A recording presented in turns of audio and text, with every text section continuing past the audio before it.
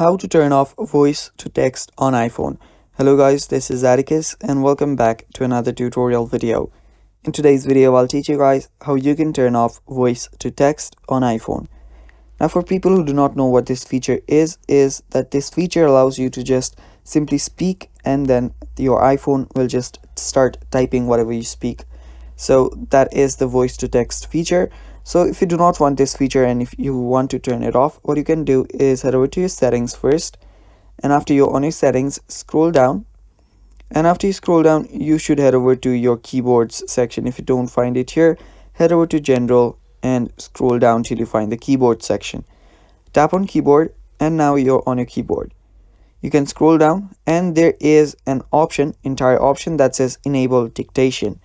All you need to do is turn this off. After you turn this off, your voice to text option will now not work anymore. So that is basically how you turn off your voice to text. After you do that, you're basically good to go. Now if you want to turn off your auto punctuation as well, you can do that too. So yeah, that is how you turn off voice to text on iPhone, guys. Thanks for watching. Stay tuned for more, and bye bye. Take care.